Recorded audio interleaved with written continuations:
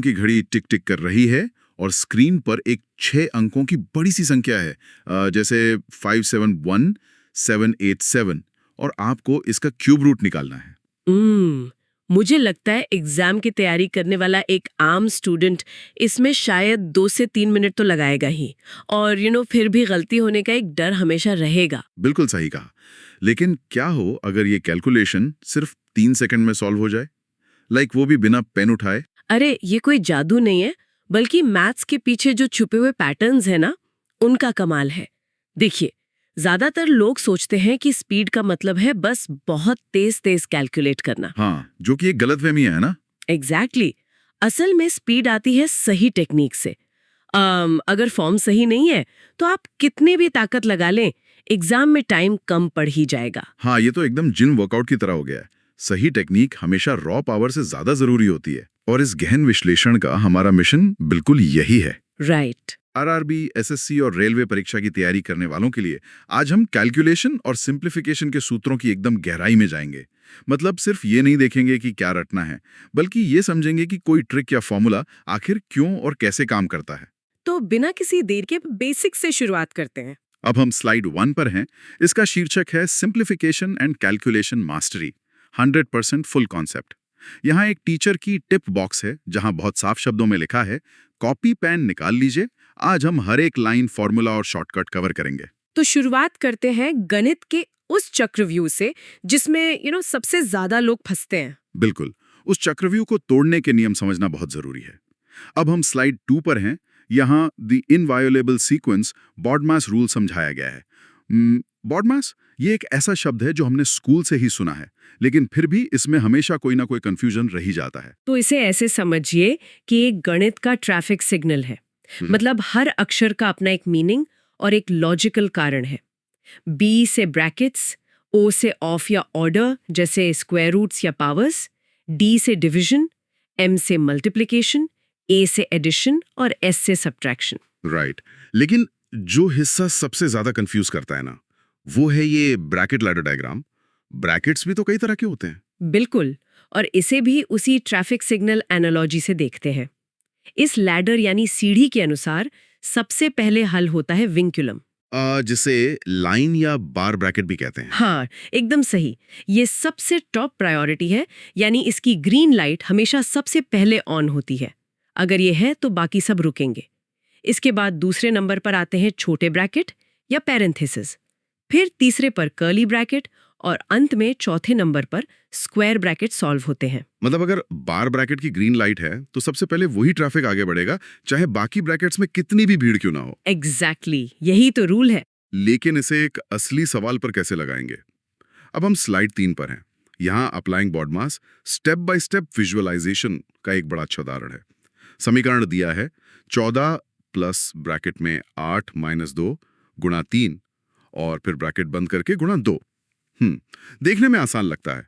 अगर मैं इसे जल्दबाजी में सॉल्व करूं तो शायद पहले 8 में से 2 घटाकर 6 कर दूंगा और फिर 3 से गुणा करूंगा। और देखिए, यही सबसे बड़ी गलती होती है। बॉडमास कहता है कि ब्रैकेट के अंदर जाने के बाद भी रूल वही रहेगा, आपको मल्टीप्लिकेशन को प्रायोरिटी देनी होगी। ओ, मतलब पहले छोटे ब्रैकेट के अंदर का गुणा होगा। हाँ, तो 2 और 3 का गुणा जो 6 होता है। अब ब्रैकेट के अंदर हमारे पास बचा 8 माइनस 6 जो हमें 2 देता है। तो अब हमारा पूरा समीकरण सिमटकर बहुत छोटा बन गया है, 14 प्लस 2 गुणा 2। और यहाँ फिर से 14 और 2 को पहले जोड़ना नहीं है। बिल्कुल नहीं, पहले बाहर का गुणा होगा, यानी 2 को 2 से गुणा करेंगे तो 4 आएगा, और अंत में 14 में 4 जोड़ेंगे तो 18 मिलेगा। तो स्टेप बाय स्टेप जाने से गलती की कोई गुंजाइश नहीं बचती। समझ आ रहा है? ये एग्जाम के लिए बहुत इंपॉर्टेंट है, क्योंकि एग्जामिनर जानबूझकर ऐसे ट्रिकी नंबर्स देता है। हाँ, ये बेसिक्स तो हो गए, लेकिन एग्जाम में जो बड़े बड़े नंबर्स आते हैं उन्हें देखते ही कैसे पहचाने कि उनका परफेक्ट स्क्वायर बन सकता है या नहीं? ये तो टाइम बचाने के लिए सबसे ज्यादा जरूरी है। चलिए इसके रूल्स देखते हैं। अब हम स्लाइड 4 पर हैं। यहाँ perfect square diagnostics 4 rules of identification दिए गए हैं। ये 4 नियम असल में फिल्टर का काम करते हैं। एकदम सही। तो पहला नियम ध्यान से सुनिए, जो संख्याएं 2, 3, 7 या 8 पर खत्म होती हैं वे कभी भी परफेक्ट स्क्वायर नहीं हो सकती। अच्छा, क्योंकि किसी भी सिंगल डिजिट के स्क्वायर के अंत में ये नंबर्स आते ही नहीं है। राइट। अब दूसरा नियम है द 5 रूल। अगर किसी परफेक्ट स्क्वायर का इकाई का अंक या यूनिट डिजिट 5 है तो उसका दहाई का अंक हमेशा 2 ही होगा।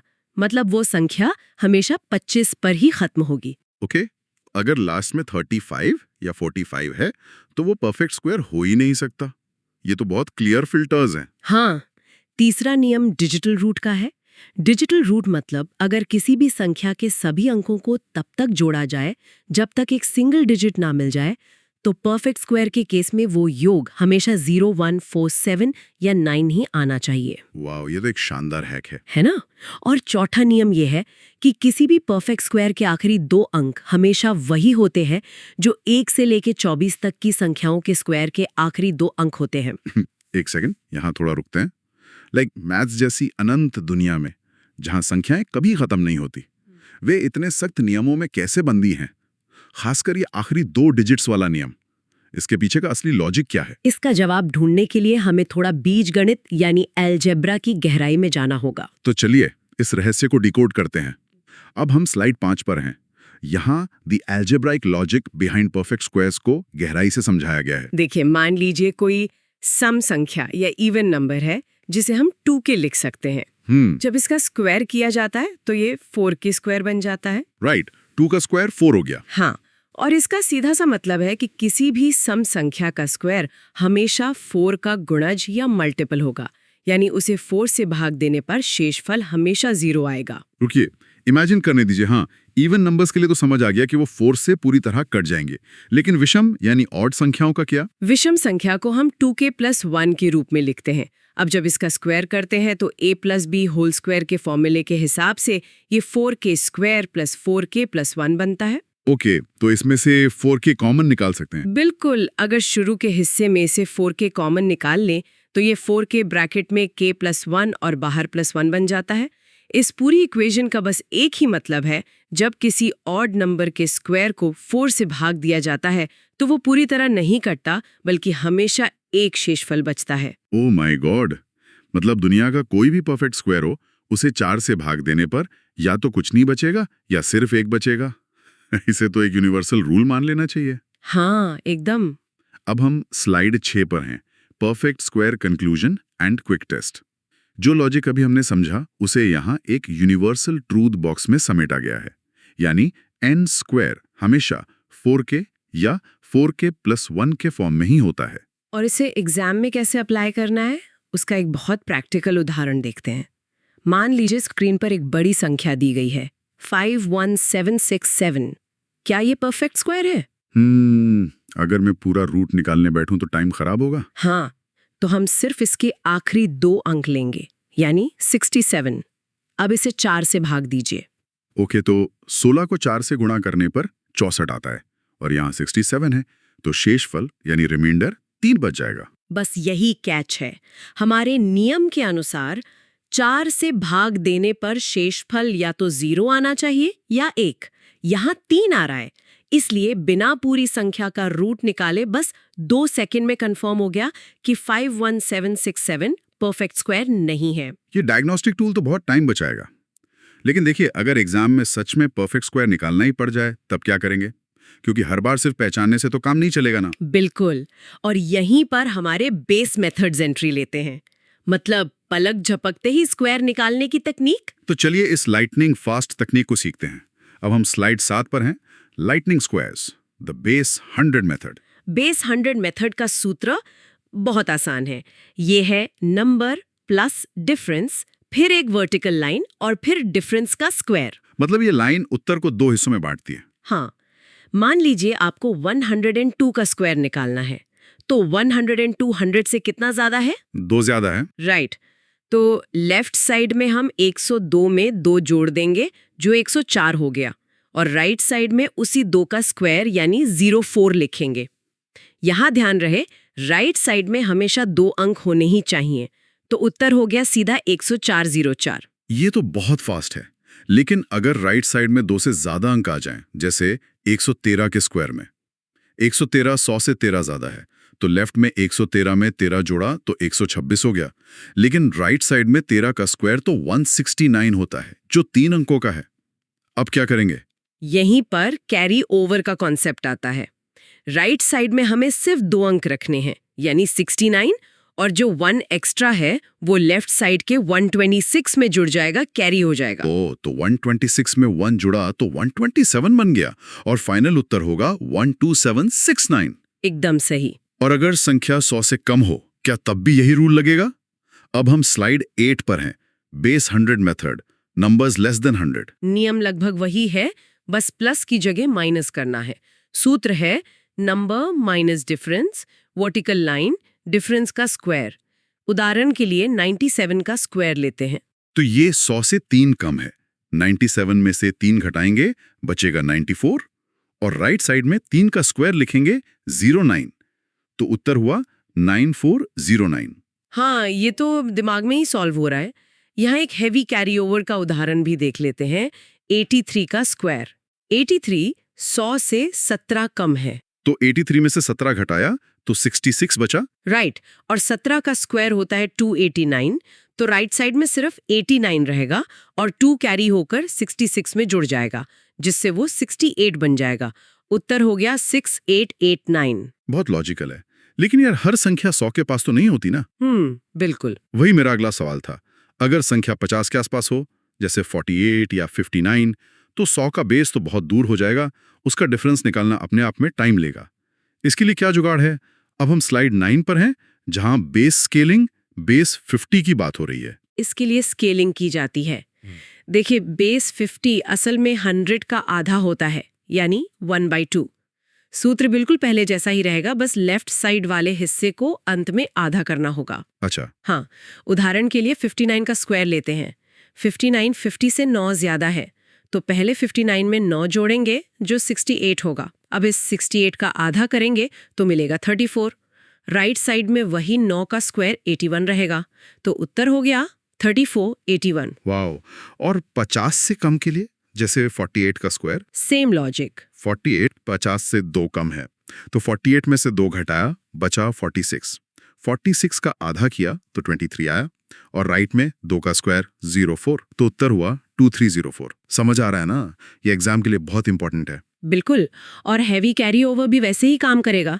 जैसे 38 का स्क्वायर निकालना है, ये 50 से 12 कम है, 38 में से 12 गया तो 26 बचा, 26 का आधा हुआ 13, और राइट साइड में 12 का स्क्वायर 144, तो 44 राइट में रहेगा, 1 कैरी होकर 13 को 14 बना देगा। Final answer 1444। बेस कुछ भी हो सकता है। तो चलिए इस यूनिवर्सल रूल को देखते हैं। अब हम स्लाइड 10 पर हैं, यूनिवर्सल बेस स्केलिंग। हाँ, तो अगर बेस 200 है तो लेफ्ट साइड को 2 से गुणा करना होगा। बेस 150 के लिए 1.5 से यानी 32 से गुणा करना होगा। और अगर बेस 600 है तो 6 से गुणा करना होगा। ये तो बिल्कुल विदेशी करेंसी एक्सचेंज रेट जैसा है, मतलब बेस देश बदलता है तो मल्टीप्लायर अपने आप एडजस्ट हो जाता है। एकदम परफेक्ट एनालॉजी है। उदाहरण के लिए 208 का स्क्वायर देखते हैं। 200 से 8 ज्यादा है, तो 208 में 8 जोड़ा हुआ 216, इसे 2 से गुणा करेंगे तो 432, और 8 का स्क्वायर 64, उत्तर 43264। और 793 के स्क्वायर के लिए हम बेस 800 मानेंगे, जो 100 का 8 गुना है। 793 में से 7 कम किया तो 786। अब 786 को 8 से गुणा करेंगे तो 6288 आएगा। राइट में 7 का स्क्वायर 49। Final answer 628849। ये सच में बहुत पावरफुल है। ये ट्रिक्स तो कैलकुलेशन आसान करती ही है, लेकिन कुछ पैटर्न्स ऐसे हैं जो एग्जाम में सीधा जवाब दे देते हैं, बिना ज्यादा मेहनत किए। तो ऐसे जादुई पैटर्न्स भी देख ही लेते हैं। अब हम स्लाइड 11 पर हैं, the universal last 2 digits pattern. ये पैटर्न टाइम बचाने का अल्टीमेट हैक है। नियम कहता है कि x स्क्वायर 50 के प्लस माइनस x का होल स्क्वायर और 100 के प्लस माइनस x का होल स्क्वायर, इन सब के आखिरी 2 अंक हमेशा एक समान होते हैं। थोड़ा उदाहरण देकर समझाएंगे? श्योर। मान लीजिए x की वैल्यू 18 है। 18 का स्क्वायर 324 होता है, यानी इसके आखिरी 2 अंक 24 हैं। ओके, तो अगर मैं 50 में से 18 घटा दूं, यानी 32, तो क्या 32 के स्क्वायर के आखिरी 2 अंक भी 24 होंगे? एकदम सही। 32 का स्क्वायर 1024 होता है, अंत में 24 आया। अगर 50 में 18 जोड़ें तो 68 बनता है, उसका स्क्वायर 4624 है, वो भी 24 पर खत्म होगा। इसी तरह 100 माइनस 18 यानी 82 या 100 प्लस 18 यानी 118, इन सब के स्क्वायर के आखिरी 2 अंक 24 ही होंगे। कमाल है। मतलब देवा पुनः कैलकुलेट किए हम ऑप्शंस एलिमिनेट कर सकते हैं, लेकिन अगर एग्जामिनर एक पूरी सीरीज का सवाल दे दे तब क्या करेंगे? अब हम स्लाइड 12 पर हैं। AP series perfect squares, algebraic proof. यहाँ एक रूल दिया है, यदि x गुणा x प्लस a गुणा x प्लस 2a गुणा x प्लस 3a और इन सब के साथ प्लस k एक परफेक्ट स्क्वायर है, तो k की वैल्यू क्या होगी? थोड़ा डरावना लग रहा है ना? हाँ, ये बीजगणित सुनकर दिमाग थोड़ा सुन्न हो रहा है। एग्जाम के दबाव में इसे याद कैसे रखेंगे? देखिए, इसे रटने की बिल्कुल जरूरत नहीं है, बस लॉजिक समझना है। ये एक अरिथमेटिक प्रोग्रेशन या एपी सीरीज है, जहां a लगातार संख्याओं के बीच का अंतर है, जिसे हम कॉमन डिफरेंस कहते हैं। राइट। अगर इसे रीअरेंज करके पहले और आखिरी टर्म को गुणा करें तो एक हिस्सा बनता है x स्क्वायर प्लस 3ax। अब गणित को आसान बनाने के लिए हम इस पूरे हिस्से को एक नया डब्बा मान लेते हैं, जिसका नाम रखते हैं कैपिटल A। तो सब्स्टिट्यूट करने के बाद ये इक्वेशन देखने में बहुत छोटी हो जाएगी। ये बनेगी a ब्रैकेट में a प्लस 2a स्क्वायर और बाहर प्लस k, जो आगे सॉल्व होकर a square plus 2a square plus k बन जाती है। एग्जैक्टली। अब इसे परफेक्ट स्क्वायर के फॉर्मूले यानी a plus B whole square से मिला के देखिए। बीच का हिस्सा 2a स्क्वायर है, जिससे साफ पता चलता है कि हमारा b असल में a स्क्वायर है। हाँ, बिल्कुल मैच कर रहा है। इसलिए इसे परफेक्ट स्क्वायर बनाने के लिए जो आखिरी पद यानी k है, वो b का स्क्वायर होना चाहिए, यानी a स्क्वायर का स्क्वायर, जो a की पावर 4 होता है। क्या बात है। मतलब इतना बड़ा डरावना एक्सप्रेशन सिर्फ a की पावर 4 पर आकर सिमट गया। लेकिन इसे असल नंबर्स पर कैसे लगाएंगे? चलिए वो भी देखते हैं। अब हम स्लाइड 13 पर हैं, जहां applying the AP difference trick two numbers समझाया गया है।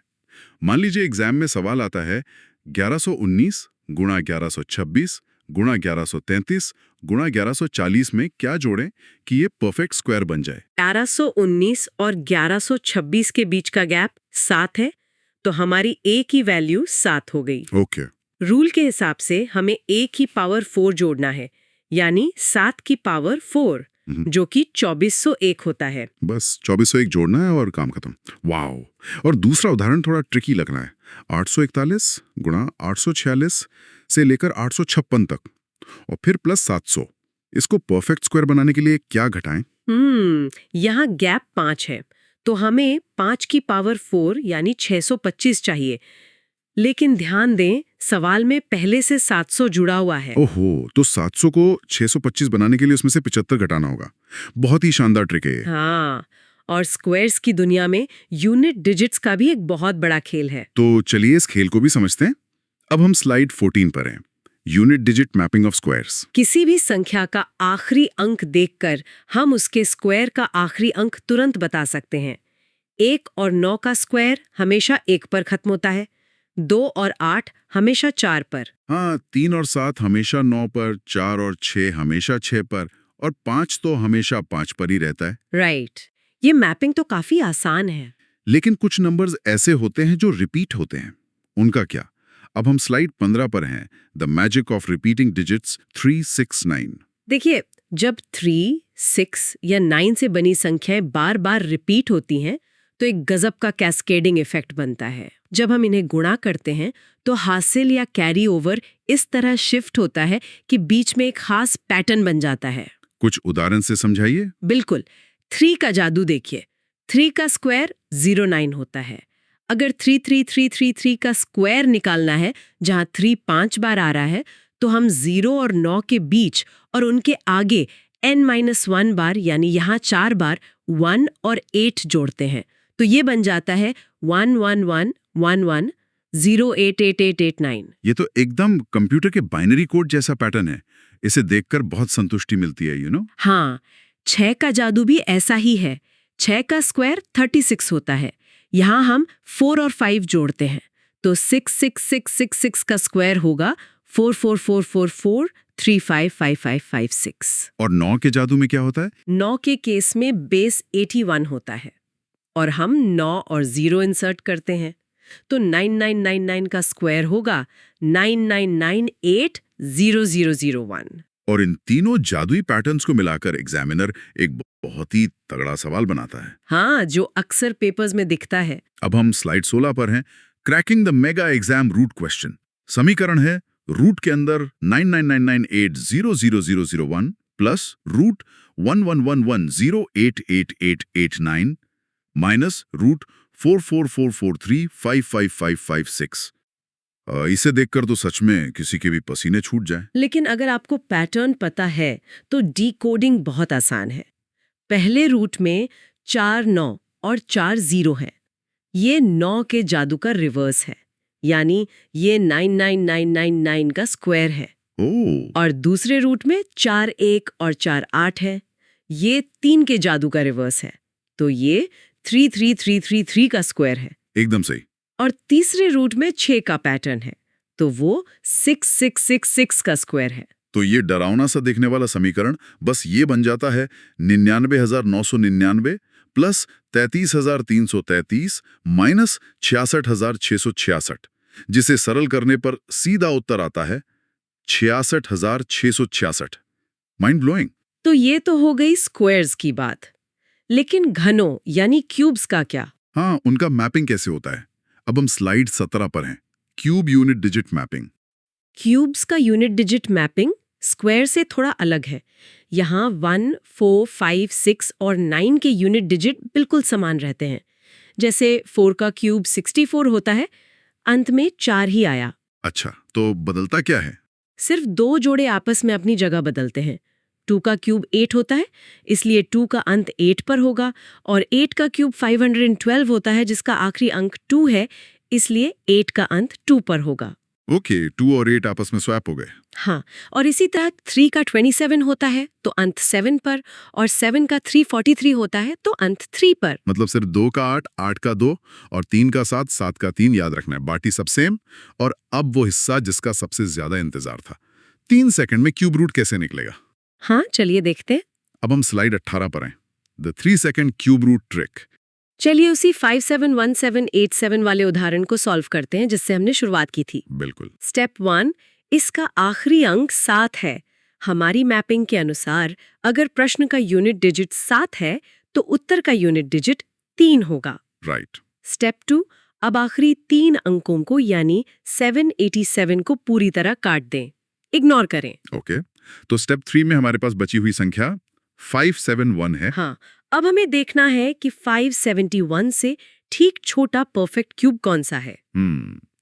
8 का क्यूब 512 होता है और 9 का 729 होता है, जो बड़ा हो लिया, तो हम 8 लेंगे। बिल्कुल, पहला अंक 8 मिल गया और यूनिट डिजिट 3 हमें पहले ही मिल चुका था।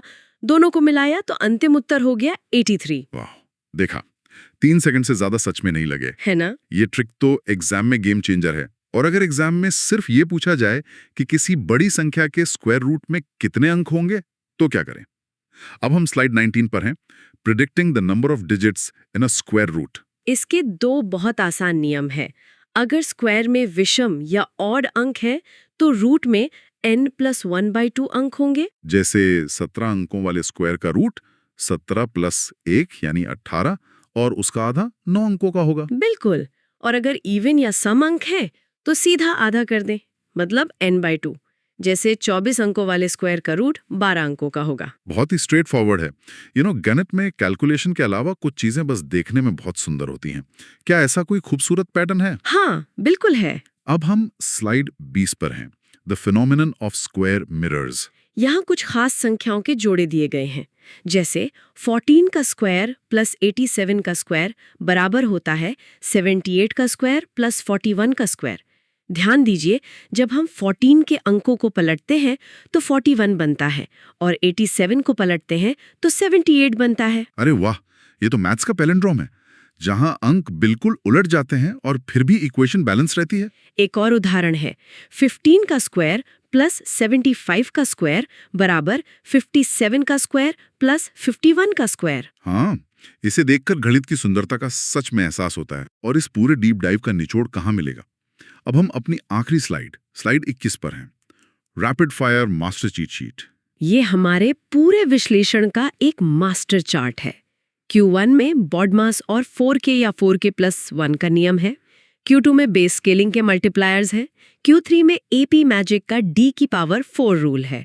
और Q4 में रिपीटिंग डिजिट्स और क्यूब ट्रिक्स को एक जगह समेट दिया गया है। तो चलिए यहाँ एक पूर्ण कॉन्सेप्ट रिवीजन करते हैं।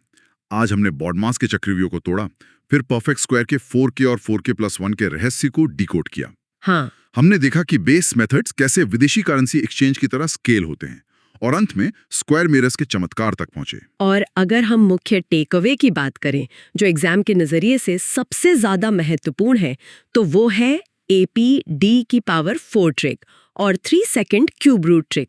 ये ट्रिक्स एग्जाम में आपका सबसे ज्यादा समय बचाएंगी। अब समय है दिमाग की कसरत का। रैपिड फायर सवाल। हाँ, मैं बिना रुके 10 सवाल पूछूंगी। देखते हैं दिमाग में जवाब कितनी जल्दी आता है। तैयार है? एकदम तैयार। पहला सवाल, बॉडमास में V या बार ब्रैकेट कब सॉल्व होता है? हाँ, सबसे पहले। बिल्कुल। दूसरा, क्या कोई परफेक्ट स्क्वायर 8 पर खत्म हो सकता है? कभी नहीं। सही। नेक्स्ट। बेस 50 का मल्टीप्लायर क्या है? 1/2। परफेक्ट। बेस 150 का मल्टीप्लायर क्या है? 3/2 या 1.5। हाँ। Currency exchange rule. आगे। एक्स स्क्वायर और 50 माइनस एक्स के होल स्क्वायर के आखिरी 2 अंकों में क्या समानता है? वे बिल्कुल समान होते हैं। राइट। छठा सवाल, AP series perfect square trick में K की वैल्यू क्या होती है? A की पावर 4 यानी गैप की पावर 4। एग्जैक्टली। 33333 के स्क्वायर में कौन से 2 अंक रिपीट होते हैं? 1 और 8। शानदार। 7 के क्यूब का यूनिट डिजिट क्या होगा? 3। क्योंकि 3 और 7 स्वैप होते हैं। 17 अंकों वाले स्क्वायर के रूट में कितने अंक होंगे? 9 अंक। बहुत बढ़िया। और आखिरी 14 और 87 का स्क्वायर मिरर क्या होगा? 78 और 41। क्या बात है। अगर ये सारे जवाब तैयार